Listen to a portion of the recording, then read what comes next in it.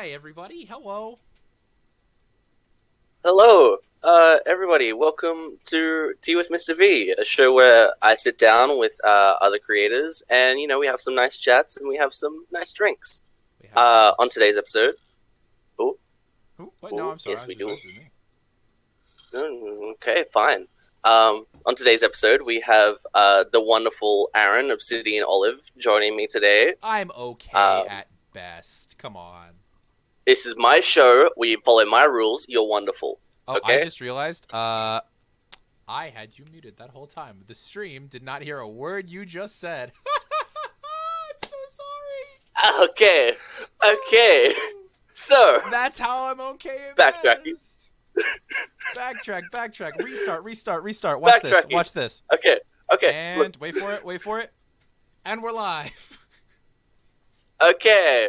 Hello, everybody. Welcome to Tea with Mr. V, a show where I sit down with other creators and we have some nice tea and some nice chats. Redoing this whole thing. I love it. It's fine. It's a story. Okay. On today's episode, I'll say it again. We have the lovely ObsidianOlive Aaron here joining us. And we're going to be having some words after this, but we'll talk about it later. I'm okay. To repeat, I'm okay at best. And to repeat what I said, it's my show. He is wonderful. I love him very much. So yeah, everybody, welcome. I am, Mr. V, The Adventures of Mr. V on TikTok. I do like silly little D&D videos and tea stuff now, apparently. And Aaron, why don't you introduce yourself and what you do? Where to start with me? Hi, I'm ObsidianOlive everywhere. I kind of like I don't really have a brand in terms of I make D&D content now occasionally on TikTok. I used to, for a while, I tried to make YouTube videos. Don't ever look those up. They're awful. But now I mostly just put all my energy towards this channel, ThisShowIsAMimic, and a couple of other projects that I'm on. That's mostly me. I'm a amateur writer. I work on some film stuff. That's it. Yeah. Yeah, I mean that's still pretty cool. It's still pretty awesome. Okay, now, Aaron, I have a very, very important question for you. What's the important question? What are we drinking today? Ooh, what are we drinking? So I'm actually very, very simple in my tastes. I'm a very simple man. I have a few pleasures in life. So I like a very nicely, freshly mixed bit of green tea with just the tiniest driblet of raw honey in it, which is what I prefer. And it's very tasty in my Hogwarts mug. Slytherin represent. Oh yeah, hella Slytherin House represent. Slytherin House represent. Yes. Yeah. Yep. I am also having a nice green tea with some honey, so it tastes quite nice. Definitely not my usual thing, but Ooh, so my it's honey nice. is was done in a rosemary field, and it's got this weird spice to it, and I really like it a lot. Oh, that's amazing! I need to get a hold of that. Yeah, that sounds hard to get raw so. honey ever since COVID started. It's been. I finally found some in my local supermarket. It's yes. Yeah, well, I used a bit of Manuka honey that we have here, and it's really, really nice, and it's really, really chef's kiss. Chef's kiss. Always. Yeah. So, welcome. Hello. You are the wonderful, amazing person that you are, because you are my best friend. So well, let's start off. Say best friend. I am pretty awesome. Look, you're my best friend. If I'm not your best friend, that's fine. I can just we already leave. know it's you're cool. you're tied with 7 other people at top of the list. That is a physical thing, by the way. It's a list that I share with no one about my friends. You're tied with 7 people, but you're top of the list. So that's I hope so. Considering I only invite you onto my show and everything. Don't worry. Yeah, it's fine. I only invite you onto my network. So yeah. Hey. There's that. Love this guy. V is I do have to. I do have to thank you, because without Aaron, this show wouldn't actually exist. Aaron helped me set this all up with No, it's wonderful. Um, Aaron set this whole thing up, and thank you. It's been a pleasure so far, and it's cool stuff. Um, so yeah, Aaron, you wonderful person. You are a big D&D nerd, I am a huge D&D nerd. as we all know. Yeah. So, D&D is a big part of my life. how'd you get started? How did I get started? How'd you get started with D&D? Started with D&D specifically. Okay, so Dungeons and Dragons. I myself got started about 6 years ago, August-ish of 2014, when the new rules for 5e dropped. Because I had some buddies who were big 3.5 fans, and they'd been inviting me for months to come join them at their table. And I was like, nah, I am a nerd. I'm not going to do that D&D garbage, that go be a neckbeard in the bottom of a basement. And then I got invited to my buddy's house, who's running a very butchered, like, looking back on it, it was not 3.5, even though he called it that. But I fell in love with the game immediately. I played a warlock for my first ever class. It was super cool. It was a lot of fun, and I fell in love immediately. And at that time, like, a week later, the 5e rules, like, basic rules packet dropped. And, I was like, well, if there's a new version, I might as well learn the new version. Because I was really into Magic, the Gathering at the time, and I was like, they must drop new versions of this game all the time, like they do with Magic. No, 5e was like huge in terms of a change, and I got into 5e, started DMing my buddies immediately, and it's been downhill from there. It's just always playing D&D every week. I'm currently running 2 games, playing in like 4, but D&D is a huge part of my life. Yeah, it's amazing. Like when did you get started? Like how many years have you been playing? Like what did you say? Like 6 years? 6 years, yeah. It's been a large portion of my life. Yeah, like it's been like it's been like within a group of friends. It's been like a huge part for like a lot of us. Like oh yeah, I mean that's how I met our community. Our community is started on TikTok, on the however you feel about it, the prolific app that is taken over all social media, and we met because D&D happened. I met so many wonderful people in this community, like Birdie the Bard, who was on last week. V, I met you through this. I met so many of our friends, Gaming Benjamin, who's in the chat, the Super Goat, who's in the chat. That's how I met our friends. Love this. D&D is a huge part of my life. It's like like we have like we have a reputation like through like basic like social media and like stereotypes of like, oh, D&D, it's all like nerds and stuff. But honestly, the D&D community has been like some of the most like inclusive communities that we've had. Yeah, like it's wonderful. I'm actually super proud of the fact that one of the games I'm currently running, a Percy Jackson themed game, is majority women, and that's something that has happened in the last couple of years. Is like we've had a super inclusive community, and I've gotten in touch with so many wonderful people. I've had in the last couple of months, I've managed to have non-binary players. I've had players who have all different forms of sexuality. I have had so many beautiful people at my table. It's been wonderful to be part of this inclusive community. Yeah, because like I've been playing D&D for like a while as well, and like I remember when I started, it was like even back then, even though it's only been like 10 years, it was always like middle-aged men that were playing it, and you rarely ever see like a female at the table. And now it's like it's so good to see all these like wonderful people, and a lot of our wonderful friends as well who are female non-binary come up and be like, hey, it's awesome. Some of my favorite people I've met at the table, and they're people who probably weren't stereotypically associated with the table a few years ago. I will say there is still a fair share of gatekeeping among like all communities, and I have seen issues with that in our greater community, but we've been trying to like stamp that out where we can, and we try to bring down gatekeepers, and it's been really nice. As a cisgendered like straight dude, it's been super rewarding to get to help everyone else who needs it. It's been wonderful to see like this community grow, and so you've been DMing, you've been playing. Like what's been like some of your say, what's been some of your like favorite like DMing stuff? Like, what do you like doing as a DM? As a DM, okay. So in our everyday lives, outside of the table, I have been told I'm a very nice person. I enjoy helping people. I like making sure people feel good about themselves. I make sure people really can do all they can. At the table, I turn into just a story gremlin. As soon as I have the option to harm a player, oh, and I'm not talking physical harm, doing introduce like in character damage. No, no, no.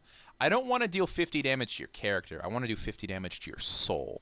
So I try and bring as much emotions and fear as possible to the table to give things real stakes. I want to make sure everyone is like properly at the table.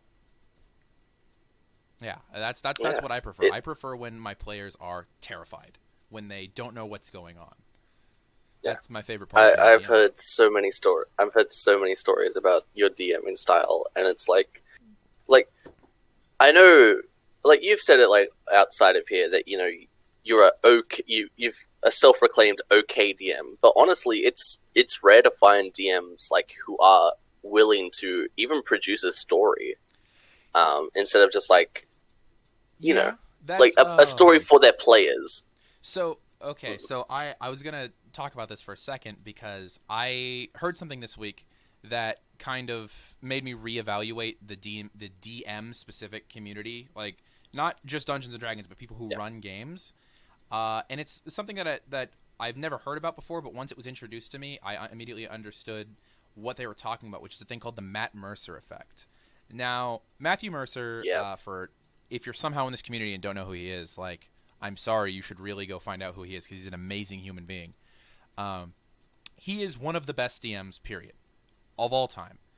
But people believe that because he's such a good DM and his show, Critical Role, well, the show he is on, it's not necessarily his show because everyone on that show does an amazing job, has really heightened the stakes for DMs who it's made it impossible in some people's minds for their tables to compare, which I feel is too pessimistic of a view.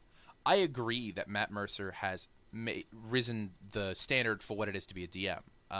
That's something that I believe because I believe DMs are pushing themselves to be better. But the Matt Mercer effect, as it was explained to me this week, is something that I've been seeing a lot more in our community, and I feel like it's wrong. Because even though there are DMs who produce stories like I do, there are DMs who prefer to have a narrative, there are certain DMs that are just there to throw monsters at the party, and that's fine. If people enjoy that, then that's what they're there for. It's great. Yeah, totally. It's definitely like matching your like players to DM, like because there are a whole bunch of different play styles which people love, like the infamous murder hobos who love just going around and killing. Obviously, like there's always they one. wouldn't be so much to them. There's always one. There's always one. Oh, like okay. Here's a question: What have you experienced a murder hobo in your games before? Yes. Oh my god, my first ever campaign was a 12-person murder hobo campaign. Yeah, I have very much experienced murder hobos. Tell me about it. That's like that really is the whole thing. That's the story is when we first started playing D&D, I was in high school. And we would play every day after school in the physics classroom because the teacher there would stay hours after school for us. And again, we were teenagers. We didn't know what role-playing was. This was before any of us really like figured out that you could be a character. It was before we had the examples online because when I was in high school, Critical Role was just starting. Like streaming D&D wasn't a thing. People didn't produce their home games out in the open. So we started playing, and it was just like, oh, I found a really cool monster stat block. Instead of like doing our normal quest, you guys want to go fight this thing? And these players, I unfortunately raised them to want to get XP and gold and kill things. And I was able to, after a few years of like really realizing what DMing could be and what being at the table could be, I was able to kind of like bring them back and be like, all right, we're getting rid of XP. I'm going to hard level you guys when you need it. You're going to get rewards for doing things other than killing people. But yeah, I've definitely dealt with my fair share of murder hobos. And that was just my first campaign. I've had so many more at my table. Yeah, it's definitely crazy. And also, you said a 12-person campaign. Oh A yeah, we 12 didn't know what person party game. balance was. We didn't know what was supposed to be at the table, so it was just like me and my immediate friends were like, we want to start a game, and then some other people heard about it and they wanted to come join us after watching us play. It started off with me and 2 players, and within a month was me and 12 players, and I ended up having to run that for like 2 months, and then we broke it up to where I found like 2 other people who were willing to try being DMs, and we got it rotating on different shifts in the physics classroom. And that's how I started my first like organized section of D&D players. I started very early. It wasn't like Yeah. a proper club. We didn't have school funding. We didn't have a chaperone or anything, but it was like a club. It was like 15 people at one point who all enjoyed playing D&D. Yeah, that's just crazy to me to have like to start off DMing and like slowly make it go from like 2 people to 12. Yeah. Like, Cool. I've been so nervous to DM, and like I've DM'd like a few You games ran where me through maximum one-shot has just the been other like, day. It was so good. yeah, I Yeah. okay, all right, okay, stop. It was a really good one-shot. Yeah, it's just I've always been too like nervous to go like above like 6 players, and you know, because I don't know how to do balance stuff. I don't know. It's more if you couldn't tell from my DMing thing, it's just like combat is maybe a thing. We'll like throw in some like we don't need to balance the party with like role play encounters. It's fine. Yeah. I mean, honestly, as someone who has spent at this point, I wouldn't be surprised if I'm coming close to my 10,000 hour mark on DMing. Especially 5th edition, because that's kind of where I got my start. I have gone back and DM'd and played other editions, but combat encounters and balance is not something that matters. If it's something you can feel out, it's something that like that you can be like, okay, this feels like it's going too hard. I know where I can let up. I can make choices that'll make this easier or harder for the players. So you DMing the way that you do is perfectly fine because that's what it is. It's just feeling it out. As the common TikTokers that we are, it is what it is. It is what it is. Yeah, we are TikTok what trash. it is. Oh yeah, hella. Yeah, just awful. But yeah. Now, speaking of TikTok, we met while you were, you're still on TikTok. I technically am still on TikTok. I upload like once every 2 weeks. You're technically still on TikTok. Technically there. So like it's probably not as like magnificent story, but like how did you get started on TikTok? What drove you to TikTok? So, 8 months ago, 8 months and 20 days ago, I was at my family's house on vacation. I was with my grandmother, my aunts, and of course, if you spend more than like 3 days with family, everyone should be aware of this. You no longer want to see your family. So I was in my basement room, like at the house we were staying at, and I was really bored. And it was the first of the year, so I was like, screw it. I will download this app that everyone's been talking about. And I got on, and I was like, oh, this isn't that great. Whatever, it's like, eh. And then I saw a couple of people that just like really, really was like, oh, I actually really do want to watch your content. Like, what's his name? Like Chem Teacher Phil, something like that.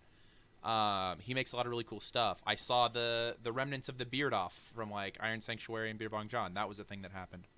I saw so many things, and then about a week into just like, oh, this is just like a social media app, whatever, enjoying it. I saw D&D TikToks. I saw people talking about my game, the thing that I love, the thing that like I cherish more than anything in the world. But perhaps, I just went full Looney Tunes pig there. Besides maybe like Magic the Gathering, those are like my 2 biggest hobbies. I saw this and I was like, there's a community on TikTok, and then I started watching through people's videos. And I didn't really follow any particular person because I wasn't into super the follow culture at that point. I just kept doing the FYP, and then we hit like March, and I started seeing videos from @TheNerdyNiffler, now my good friend Val, but at the time I didn't know her. And I was like, oh, this person's really cool, and I started talking in comment chains, and that was like a thing that started happening. And then I started I started watching Gaming Benjamin. Now is a person I play with on stream twice a week, 3 times a week actually. And that's like, I saw both of them making content, and I went, actually, be honest with Ben, it was, if that guy can make videos, I can make videos. I was not realizing the amount of effort and energy that goes into that man's videos, and the consistency with which he puts them up, I still respect so much to this day. Ben puts in so much effort, because I started making content on the 19th of April is the day that I started making content. Just a super simple, super formulaic D&D TikTok. And then I started like getting that high of like, oh, people are watching my videos. It hit like 2,500 views in the first day. I was like, oh wow, I can do this. So then I went through the phase that everybody hits where they're like, I'm just gonna make a ton of videos. I'm just gonna put it all out there. Did that. I had a really good time, but I still was like, didn't really talk to anyone. I ended up meeting at Chaotic Bonnie through like just mutuals.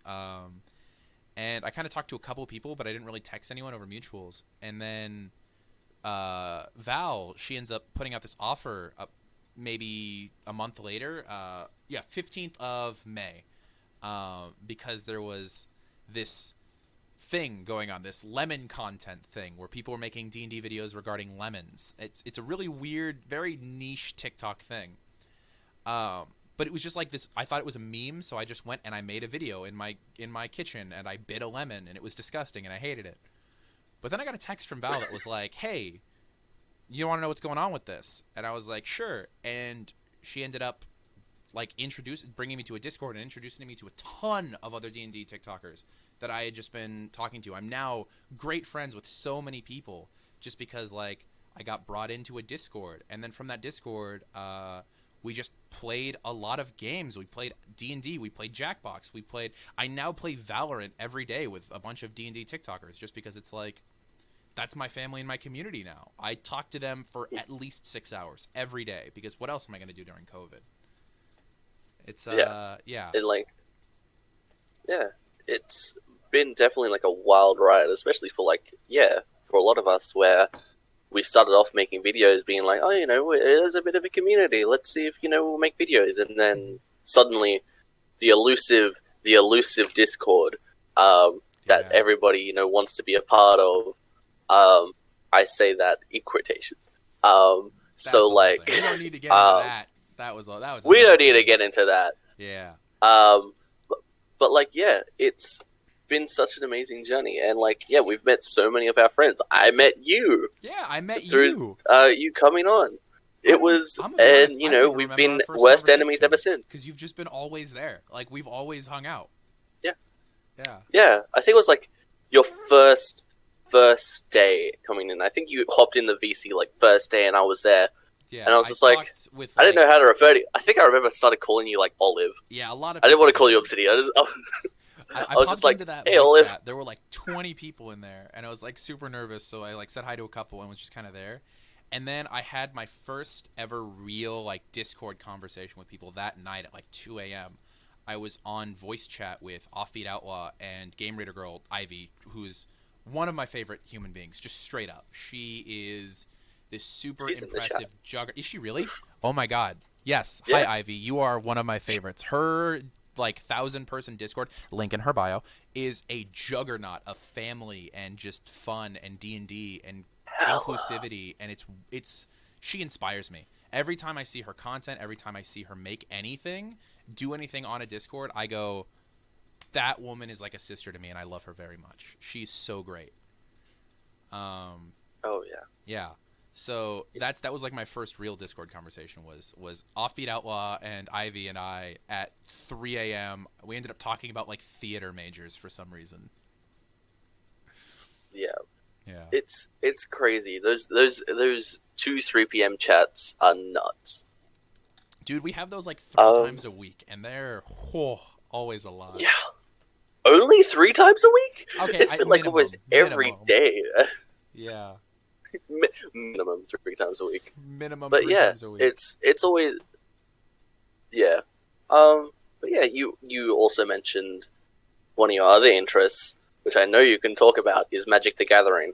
Oh, Now, Magic the Gathering. I'm gonna preface this and say I know nothing about Magic the Gathering. So, Aaron. Magic the Gathering is, to explain to people who might not know, is the world's most popular card game. Think Yu-Gi-Oh! Pokemon, Magic came first. It is my favorite thing. I love D&D so much, but if COVID were not being a thing, all the hours I spend on D&D would probably be at the game store playing Magic. I'm not going to go too deep into the Magic convo because I know a lot of people can't relate to it, but Magic is like, it's a puzzle. It's a fun game of back and forth of playing, and I personally play Commander, which is a 4-player version of the game where you can really make deals and negotiate and just have a great time. But oh my god, Magic recently has just been, it's been hard. Wizards of the Coast, the company that makes D&D and Magic, has just been, I don't ever want to spit in the face of the people who make what I love, but they have had a lot of personal issues with their staff in terms of hiring people who are very non-inclusive with their words and actions. But it's also been the fact of, like, they are owned by Hasbro, they are owned by a toy company, so they have to make money. But the most recent set that just came out within the last couple of weeks, Double Masters, was, first of all, they told us no more Master Series for a few more years as of late 2018, and then we already have one mid-2020, which was a whole issue. But Master Series are large collections where they reprint high-value cards so that they can charge extra for them and make a bunch of money. The average Magic the Gathering booster pack has 15 cards in it, and it's about $4. Double Masters has 16 cards in it and is about $13. And it is just a complete cash grab. It is something that really has really been affecting, like, my love for the hobby, because I want to get these new cards. I want to play these games with my friends, because we still set up games where I'll take my webcam, put it down on my mat, and we'll just play online. But it's been rough with that hobby. Yeah. Yeah. No, totally. It's, yeah, we don't want to talk that much about, like, controversies and stuff, but, you know, it's definitely been hitting a lot of homes when it comes to, like, a few companies, few choice companies. Yeah. But, you know. That's a whole thing. We don't need to get into that here because this is, like, good conversation. But yeah, Magic is ridiculous. I love the game. If anyone plays Magic, please challenge me on Arena. I promise you'll win, and I will cry. I promise you, I will cry. I will cry. I'm just saying, legendary rare Magic item, Aaron's Tears. You can have it to yourself. Oh my god, can I buy that? Yeah, we're gonna be, next up for, so now, announcing merch for Tea with Mr. V is going to be just a simple, like, jar of Aaron's Tears. We sell them in, like, those little necklaces with the little vials on them, and they put a little bit of glitter to make it pretty. Yep. Yeah. Yeah. Yeah, so... Like, that's going to go off the shelves. Yeah, Magic, D&D, they're my two biggest hobbies. I do, like, I read, I write, I do a little bit of this and that, but, like, that's me in a nutshell. If you want to describe, like, just, like, fun jokes, sad feels, Magic, D&D, those are me. Yeah. I mean, like, as well as, like, also, like, again, I don't really know much, but isn't, like, the Eberron stuff that they released, isn't that Magic? No, am I wrong? So that's actually, you are close. You were very close. So they've done several books relatively recently from Magic's history. The most recent are Theros and Ravnica. Those are both Magic settings from inside the game that they've brought to Dungeons & Dragons. I have read neither book, unfortunately. I've not like mixed my peanut butter and chocolate yet. I'm holding on to that. Yeah, but both of those are... Obviously, I'm a fake fan because I don't know that. Like, no, I mean, again, you're a fan of Dungeons & Dragons, not of Magic the Gathering. You've never claimed to be fake. Yeah. I mean, yeah. Yeah, so that's basically me. I don't know, do you have anything else you want to ask me? You want me to tell you my deepest, darkest secrets?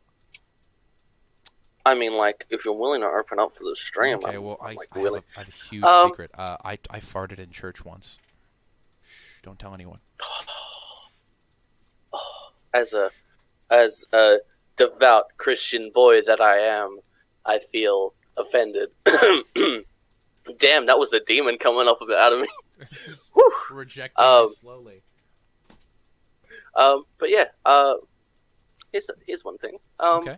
You have been known throughout our Discord to own a variety of weapons. Oh, I'm now. Okay. You may or may not have caught last week's episode with Birdie, where we spoke. Okay, peek behind the curtain here. I had to. I was streaming it.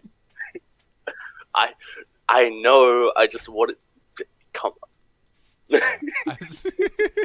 But yes, I did catch last week's episode with Birdie the Bard, which anyone should go check out the VOD, soon to be on our YouTube channel, but it's currently on the Twitch chat. I think it's already on our YouTube channel. Is it already on the YouTube channel? Oh, sweet. So go to our About page, I checked since you're the other already day. here on Twitch, and then go to our YouTube channel, subscribe, and watch the episode.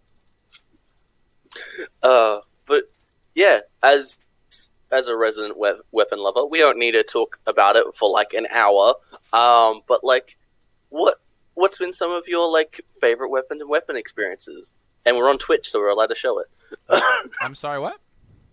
Now, I'm going to be honest here. My favorite thing is taking my Warhammer and then just hopping on a horse and setting up some targets and then just smashing watermelons. It's really relaxing. And, unlike most Americans, I don't have to use minor explosives to get out my stress. Yeah. Yeah. That's me and the weapons. It's only it's only weapons. Don't worry about it.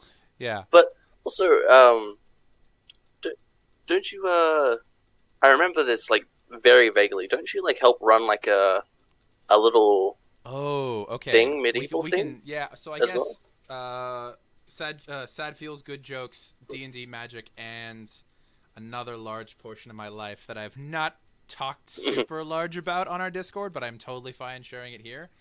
I was born into a guild. It's not your traditional working guild like in the UK, but we are a guild of people who put on specific events. The Guild of St. Mortimer's. I put on my own event, the Tulare County Renaissance Festival, and I also work security for several other events, and I am build manager on a couple events up north in Oregon. I'm a California native, by the way, for anyone on the stream who didn't know that. I know, right, Cali? No, I come from the ding ding ding ding part of California. Yeah, I Somebody clip that. Oh, we will. We definitely will. Ding ding ding. Yeah, and I was born into this guild. My parents both joined the guild in high school, and they had me, and literally they had me like a couple months before an event. I was at an event within the first couple months of my life, which it's a reenactment event where everyone tries to be as period as possible, and we set up different events for people. We set up full contact jousting, which with Charlie and the Knights of Mayhem, who are like world-renowned jousters. They're good family friends.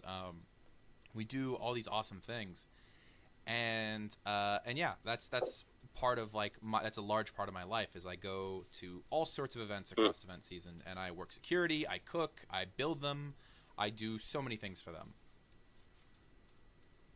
Yeah, that's very interesting because like yeah, I don't particularly know a lot about medieval things. So, like, what's been some of your most interesting experiences, like, while doing that? Well, okay. So, before I go into Ren Fair Folk, because they are a very specific bunch, Ren Fairs are just these events where you go and everyone is in costume, speaking in bad accents, pretending to be from, the Middle Ages. So we'll have reenactors playing specific historical figures like kings and queens. We'll have the jousters. We'll have knights. Actually, I've attended several knightings, which is not just for show. We are actually knighting people within our guild. Actually, my father was just knighted last year at our event, which is like a big deal. Cool. And there's a whole culture with what goes on at Ren Fair where people are vendors or they're reenactors or they're all these different people who come together.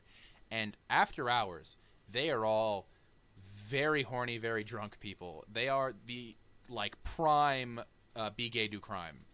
They are just ridiculous people. I've had some great events with great events where I've worked security for them, and you just see like once it hits like 2 a.m. and you see 6 like almost fully naked dudes pull out like dulled training blades and start dueling each other. It's chef's kiss. Oh my god. Yeah. What? It is ridiculous. Yeah. Yeah. And this is why I am not in America. You, V, I mean, if you ever visit us, there are multiple other do reasons. it around Ren Fair time. I will take you to a Ren Fair after party. Oh, Oh man, I am looking forward. Yeah, Ren Fair is beautiful. Yeah, I need to go. Like, yeah, I definitely I need know to come they have on some by. in other countries. I think our friend Chaotic Bonnie mentioned they have one closer to her in Melbourne at some point. Yeah. Yeah, but and I know that there's a couple in the UK, but I don't. It's a big culture here on the West Coast. I've never been to the East Coast like circuit because they're their own community, and I know that there's one in Texas that's huge. Yeah, that's Ren Fairs in a nutshell though. Is just drunk people who are very professional during the day and have a lot of fun, and then at night they party hard. You know what? That's the best kind. Yeah, the best kind of parties. They're great people. You like work real hard during the day, and then it's just none of them are gonna live past 70. Oh. Oh my god, Aaron. It's Aaron. true. Okay, well, you know, it's accurate though. I love them all. Yeah. Yeah. Well, it is definitely. You know, honestly, I will say culturally, like they don't. Obviously, this is not D&D players, but I see a lot of similarities between like my D&D family and my Ren Fair family, and a lot of my Ren Fair family do play Dungeons and Dragons. But that's not to say you don't get wacky stuff out of like D&D players. Like every day or every time we're about to streaming the D&D sessions has been one of the greatest parts of my life because I just get to be wacky with a bunch of really fun, cool content creators. And then weird shit happens. Like with our most recent PJO stream, which I think some of that's on the VOD, but I do have a recording if you want me to play that back. Yeah, I think we discussed this. You know, it might be a let's okay. Then what I'm gonna do is, as for the stream, we're not actually going anywhere. We're still gonna be here. You'll still be able to hear us, but I'm gonna put us on our holding screen and pull that up. Give me just a moment. Let me see here. Let me fix this. Ooh, I just got a notification on my desktop. Gross. Let me bring up. I'm only gonna play like 30 seconds of this because copyright and stuff. But this is what happened on our most recent PJO stream. Let's Pissed off about that. We were waiting for Bertie the Bard, who was on last week's episode, to come back from the restroom, and he saw the rest of us weren't there and caught on to our plan. So we had a bit of a showing.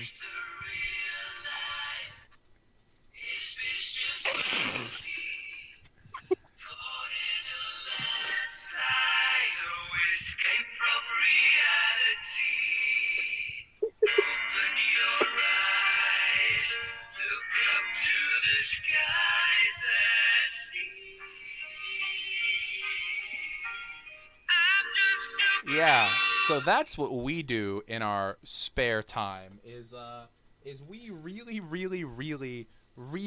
like to just be wacky and do weird stuff. Ooh, I'm having give me just a moment. I'm getting the stream back up and ready. Let me close all of those things. Go back to our thing. Okay, and there we go. Yeah, so we really just... It's really something that we like to do is just be wacky on stream. Is just have like totally. Just talking to each other. Yeah. Oh yeah. It's always really crazy how much we're able to like. Yeah. Oh yeah. It's. I have a question about comedy. Is how long are we gonna let this bit go? You know what I mean? You know, until it's like beating a dead horse. We just got to keep on going until people tell us to stop. What's wrong with you? You beat your horses? I mean, I don't like horses. Look, but I'm a okay. Horse owner. Hey, you said you rode horses. I do ride horses, but I don't like them. Oh my god. Okay, let's hop back. Let's hop back. Wait, what are you talking about? I am an eldritch being. They couldn't see me enter stream again. What are you talking about? Oh, that was so dumb. As you can tell, it is either pretty late at night for my friend Aaron and pretty early in the morning for It's me. not even late. It's 5 p.m. I'm gonna have dinner after this.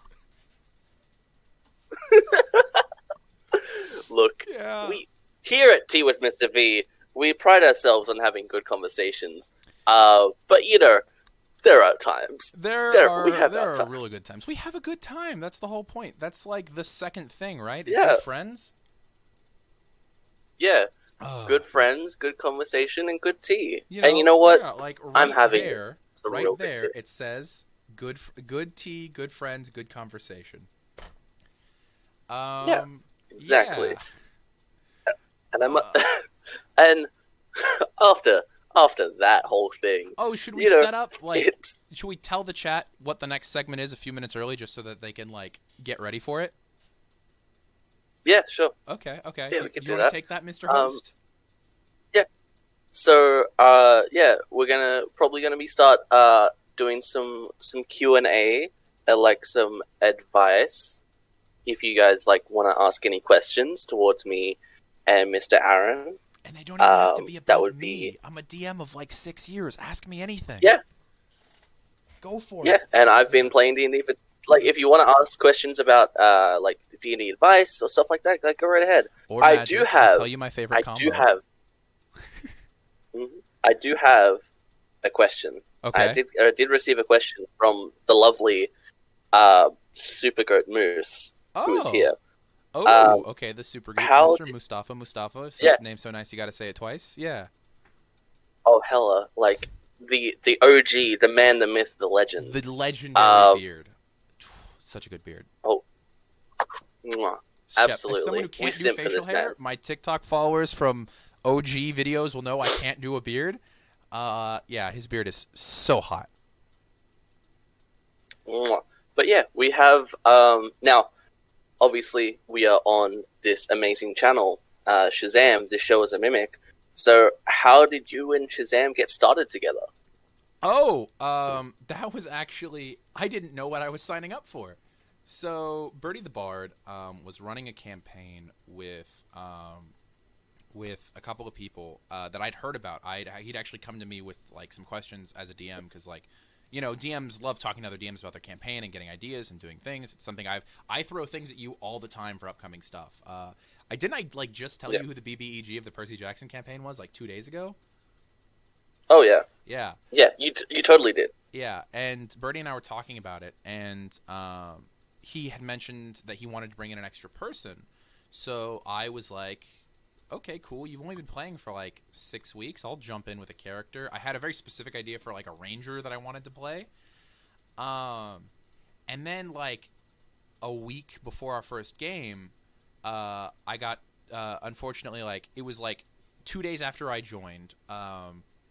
Like after I joined our Discord and everything that we have set up for the campaign, it turns out one of the players who was in like the pre-stream campaign ended up dropping out, and that was the NPC of Nelda, or not NPC, the player character of Nelda, who left in the first episode. I unfortunately didn't get a chance to play with her player at all or anything, but that was the cleric of the group, and I going into a new group knowing the layout was like a barbarian, a rogue, and a warlock. I was like, well, I don't want to just jump into a healer role because I don't want to replace somebody.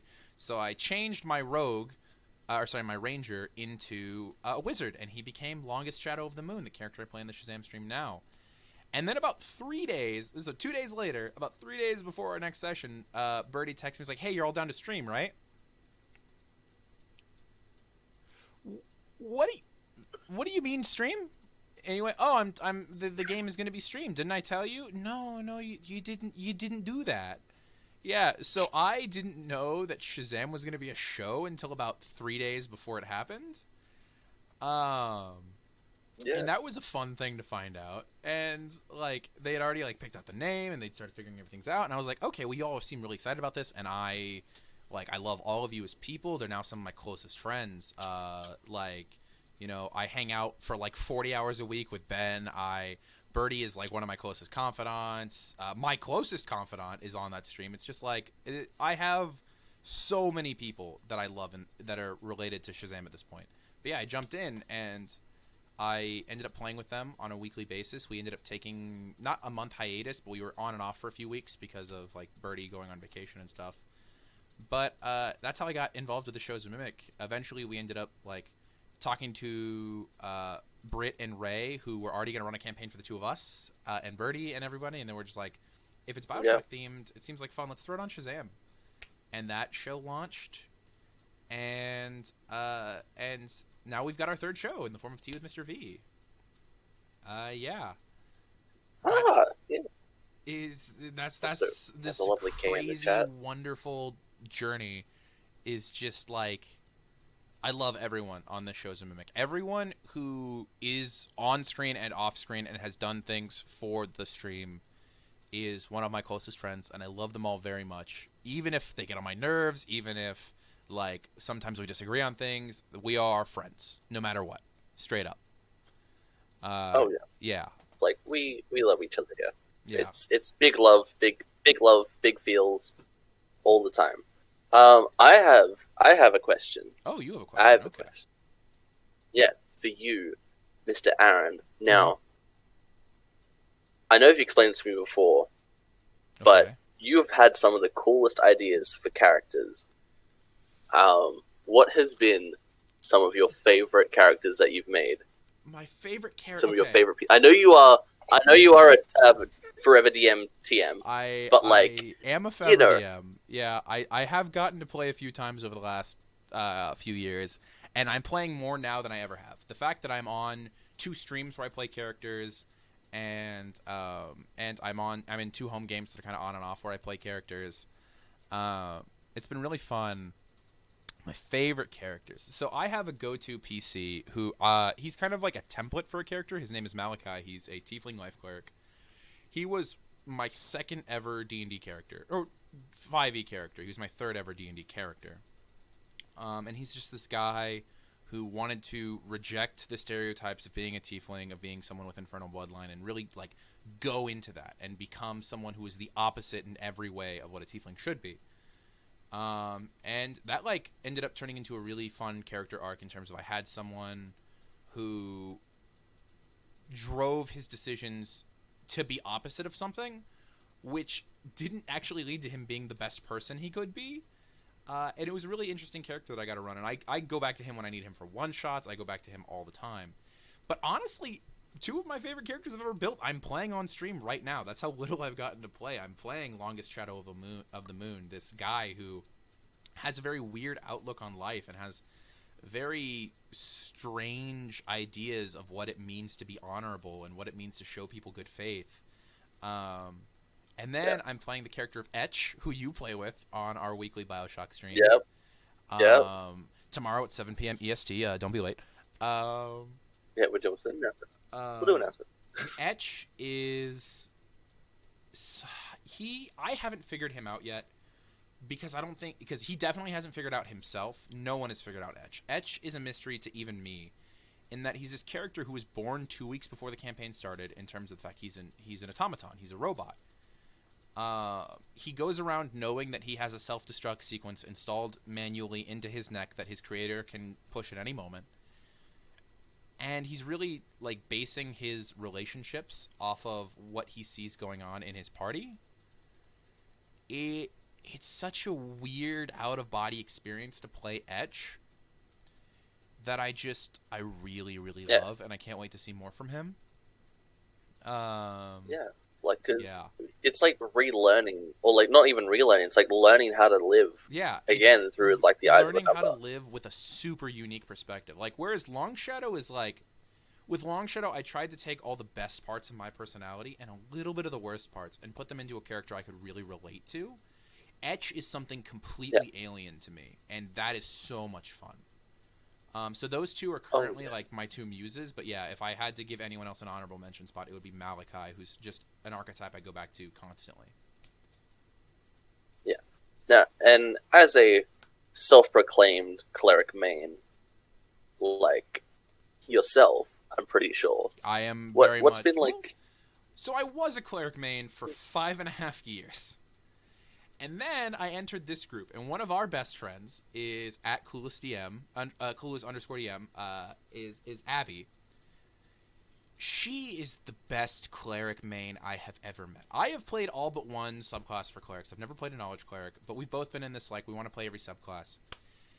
And she just gets the class on, like, an emotional and mechanical level. And she just understands it. And because of that, like, when we play games together, I normally just, like, no, Abby should play the cleric. I don't want to be the cleric. I want Abby to be the cleric because I am so entranced watching her play that I've begun to favor other classes. Actually, like, looking just back at what I play in one-shots lately, like, when I have a choice, I've turned into a paladin main, which is weird, but it's a place completely different. But I've always loved the class, so that's kind of what I've been maining lately. Yeah. As a self-proclaimed paladin main myself, I'm happy to hear. But yeah. There's just something so entrancing about, because I disagree with specific things that people believe about the paladin class. People always believe that because the paladins have to be lawful, they have to obey the law of, like, the land or a city. Whereas, like, I just find the lawful alignment to mean that they have to be someone who has a strong conviction and belief.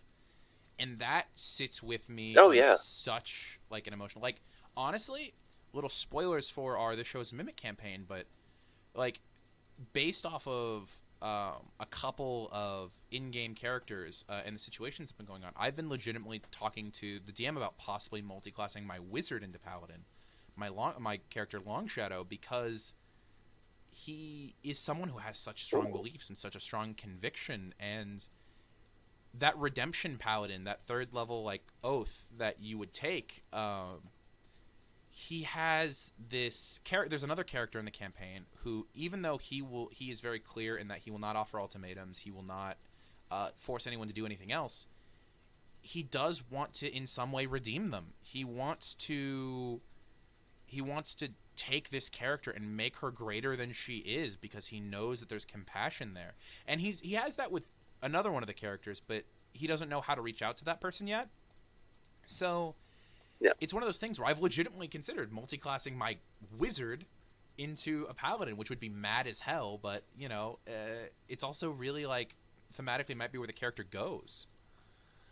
I can definitely see that from, like, all the bits that I've seen from the campaign. That look, Longshadow is definitely one of the characters that I looked up to and be like, man, I want to play a character like that. We got a few questions coming in from the chat. First question from WeDuffy93, lovely Duffy. What's been the wackiest NPC that you've made? Oh, that is a big question. Thank you, Duff. I have a file on my computer with every NPC I've ever made, and it has over 1,000 NPCs on it. So that's a big question. Most of them are like copy. Can I have that? No, you specifically cannot, because it is such a valuable resource that I will not let people touch, because I use it for everything. Okay, all right. But maybe one day when I give up 5th edition, I'll just be like, here. That's such an odd, like, question, because I have so many wacky people that I have, but I would have to say the most fun I've ever had with an NPC is probably I'm a big fan of creatures who are not humanoids pretending to be humanoids. And this is actually not an NPC of my own creation. It is something that is in the lore of earlier editions of D&D that I really loved, where it is Bahamut, the Platinum Dragon. He has a piece of lore in some more obscure versions of the game where he will polymorph into a human and walk around the mortal world as an old man with 13 gold canaries all around him. But those 13 gold canaries are gold ancient dragons that have polymorphed with him. And I had him accompany the party for 8 sessions. They went 3 levels in that time. And that was some of the most fun I've ever had, because they had no idea. None whatsoever who they were dealing with. And it was just really fun. Yeah, that's probably my favorite NPC. Yeah, I have. Okay, my show. I want to talk about something for a second. Okay, go. So Baphomet is one of my favorite gods, and I remember doing a paladin. No, sorry, a war cleric, not a paladin. A war cleric, by the name of he's a dragonborn named Clifendorox Lagonia. And I read a lot of Clifendorox Lagonia. Bless you. He's spoken in Russian. Thank you. He's spoken a Russian accent. And I read a whole bunch of lore about Baphomet, and specifically about how he used to walk around as an old man. But there's also a little thing about Baphomet and his worshippers, is that if you are a lawful character, or a good character, I think, I think lawful or something, you're able to go through this thing that the Baphomet clerics go through called the Rite of Rebirth, where you can actually not be a dragonborn, but you go through a ceremony where you can actually turn into a dragonborn instead of being born as a dragonborn if you worship Baphomet. That's so cool. I had a whole character. Yeah, I had a whole character concept with that. It was top notch. Favorite god. Absolutely would recommend. We'll do some more research. That sounds dope. I've not gotten a whole lot of chance to play the reason why itself as a setting, because I do a lot of homebrew stuff. But like every time I look into the Faerun Pantheon, it's just like, that stuff's so good. Yeah. It is amazing. And yeah, I had as part of the backstory, he encountered this old man with these canaries. That's so cool. So just a little thing, just a little simping over my favorite god. Yeah, we do have a question from Miss Ivy, Gamer Rate Girl. Do you have a dream campaign? Go back and watch the VOD because you inspire me. Do I have a dream campaign? Yeah. Oh. I have a dream campaign you'd like to play or DM. I have one that I have two. I have two that are based off of my two favorite book series of all time. One used to be my favorite, and then the second one came into my life. I'm going to go into the second one because I think it's more interesting, which is I am a huge fan of the Dresden Files book series. V, you've heard me gush about it so much. I actually, here, let me move my stack of books because my desk looks like a wizard's desk. I actually just recently read through Peace Talks, his most recent book that came out last month.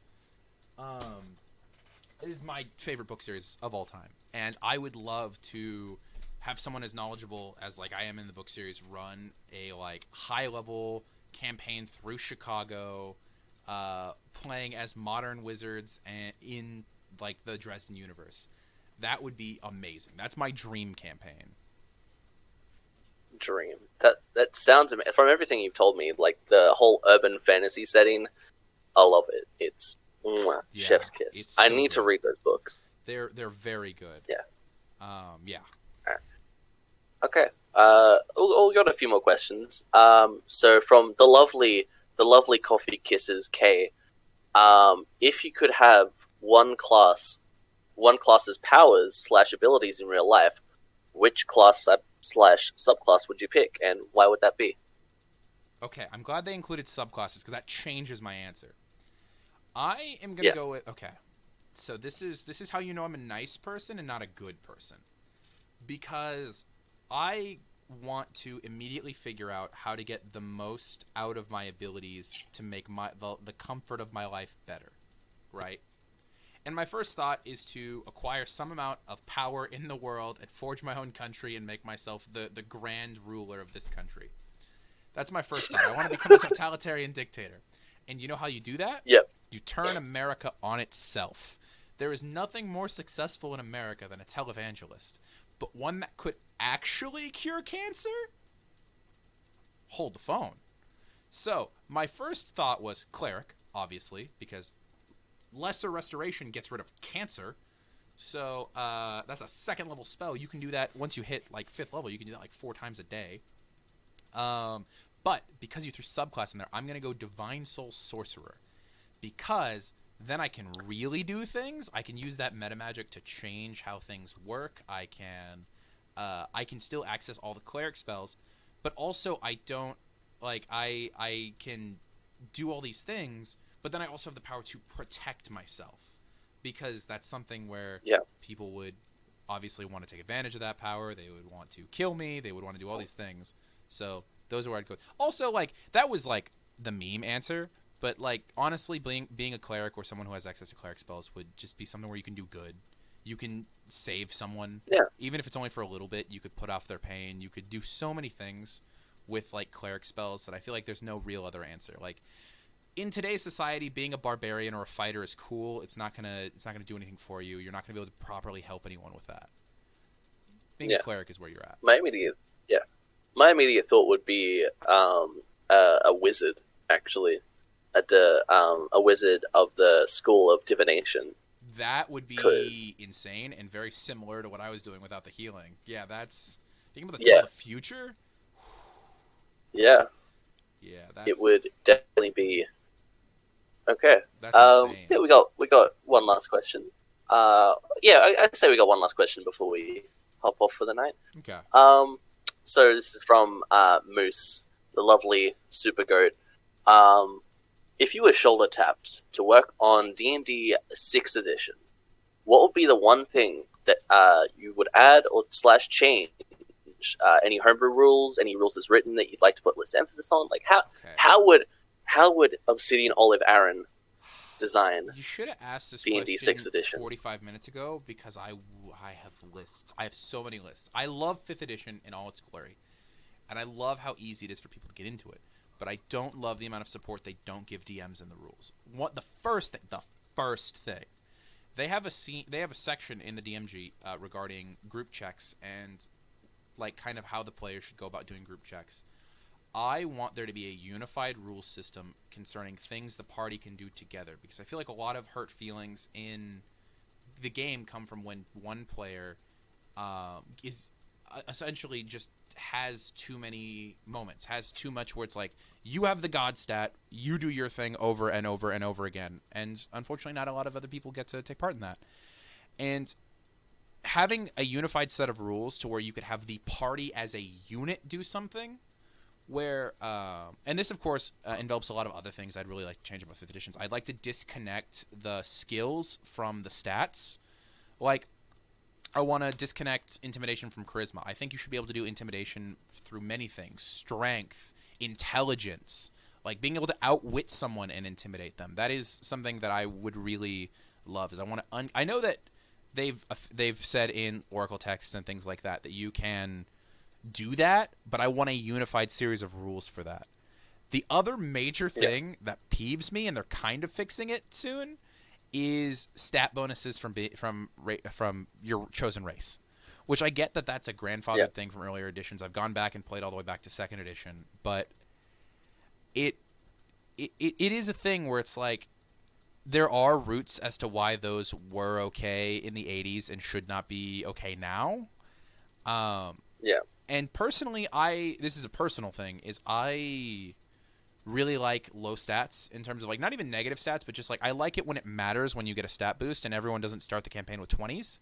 And one of the easiest ways to game the system is having a +2 in a stat from your specific race. It causes a lot more min-maxing. It causes a lot more specific archetypes being chosen over others, because you want to make sure your character is as effective as everyone else at the table. Yeah, that's really like my biggest things with 5e. Other than that, I don't ever want a 6th edition. I think they could easily Oracle text, make a second version of the Player's Handbook if people want it.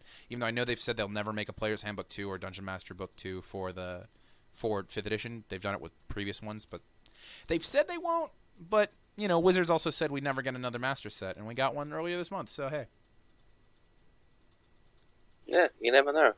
You know, with all the Unearthed Arcana stuff coming out as well. Like, they've got enough material to make a 5.5. Yeah. Honest. I mean, you know, and we're getting closer. We're not there yet. But we're getting closer on the timeline of like where 3.5 was implemented over 3rd edition, and like 3.5 is still one of the most popular ways to play the game. I personally also have issues with 3.5, but it'll never be perfect. You'll never make a game system that's perfect for everyone. That's just what it is. So 5th edition has come close. It is super simplified, super fun. It's not... Oh, you know what? X Calamity in the chat is about to set me off on a whole new rant. Give me shield support in 5th edition. Oh my god, there's not enough rules for using shields. Shields are... Okay, things that have been just absolutely wrecked by the weapon system in D&D. Shields, slings, whips, all these tridents, all these things. Pole arms. There are so many weapons that, because swords and hammers are the traditional Tolkien weapons, it's just like they've been so understated how effective they are. But shields are a legitimate weapon and should be on the weapons table. Cowards. I'm calling you out, wizards. Put it on there. Oh my god. Yeah. Yeah. It is. Oh my god. Yeah, I guess. That's I guess all I got is give me more. Especially that's actually been an issue lately with the Percy Jackson campaign. Is I have 2 children of Hades, and they're both like, "Hey, we really want to fight with scythes." And I'm like, "Well, first of all, scythes are not weapons that should ever be used on the battlefield, but I want it to be something representative of that." And there's not a lot of good polearm rules for 5e. Yeah. Yeah. Like, you know, it doesn't matter that scythes aren't like good enough. They want to look cool. You know, looking cool. Yeah. I have one question. Okay. Just a little question. You said that, you know, a lot of the things have been like changed as like going in from like previous editions, and I wanna just ask just a quick question. Your DMing style. Oh yeah. Would you say you are rules of cool or rules as written? Oh, dude, if I could play a game with no rules at all, I live on the rule of cool. If a player tells me how they do a thing, and I cannot logically see how they would screw that up without intense fuckery. Oop, language. Just do it. I had that yesterday with one of my players. Was attempting to disarm a trap, and he's like, "Hey, I want to do this. Is that okay?" And I went, "Yeah, just do it. I'm not gonna make you roll. Just follow the wire to where it goes." And it's just, I love rules. I love thinking about rules. I love thinking about what I could do with those rules. But at the end of the day, D&D is a game of fun. It's a game of telling stories. It's a game of emotions and getting things out of your system. If you want to do something cool, you should be able to, as long as it like doesn't break reality or the game. Yeah, that's also one of the reasons why I would rather have a table full of murder hobos than a table full of rules lawyers, is because murder hobos know how to have a good time. Rules lawyers don't. Straight up. Yeah. Yeah. Okay. Well, I guess we're running. You know, we've been running for a while now, so yeah. we're about on time. So yeah, I guess we're gonna wrap up the show. So thank you, Aaron, best boy. So again, Okay. why don't you tell us where we can find you? Well, the majority of the time, if you're looking for content, because while I am at ObsidianOlive everywhere, most of the time you're just going to find me here on This Show is a Mimic. Tune in for all our different streams, which I know you're planning on calling out anyway, so might as well just do that. We're here I'm one of the people behind the scenes for Tea with Mr. V, so I am not on screen, but I'm in the chat most Thursdays at 4 p.m. PST. Or if you want to talk about like seeing us play those characters we talked about earlier, I am on the BioShock stream 7 p.m. EST over actually at the same time slot on Fridays, and at the show's a Mimic proper, our Sword-In campaign at 2:30 EST on Saturdays. Yeah. Well. Yeah, that's awesome. So yeah, remember we will be back next week. Oh, don't we can think announce we our have guest. a confirmed. We do have a confirmed. Can we? Confirmed. Yeah, we have confirmed it. He is Okay. confirmed. This is for everyone in the chat. If you have questions for @GamingBenjamin here on Twitch, also known as @BenDoesDND on TikTok and pretty much everywhere else, put them on. Like, we're gonna put Yeah. posts up a couple days beforehand, announcing him properly. But if you have any questions for him, reply on those or show up and ask them in person. If you do it on both, you'll probably get your question asked. Yeah, and Yes. he'll be here. It's gonna be. I think I know what his Yeah, beverage so- is. And it's. He didn't go as far out as I did. Yeah, I think we'll keep that as a little Finished it surprise. 20 minutes ago. Oh, I'm yes. pretending to Oh, drink yeah. out of it. It's just been so empty this whole time. I didn't get water. My mouth is so dry. Yeah. Yeah. Okay, but everyone, thank you for coming in. Make sure to tune in tomorrow, where you'll see me and Aaron play in our Bioshock campaign. Which we know has been a little 4 p.m. spotty lately, Yes. but we're gonna be here this week. We're here. We promise. Yeah, we got it all sorted out. It's game day. We got it. Okay. But yeah, thank you all for coming, and I guess that's the tea. Oh All my right. god.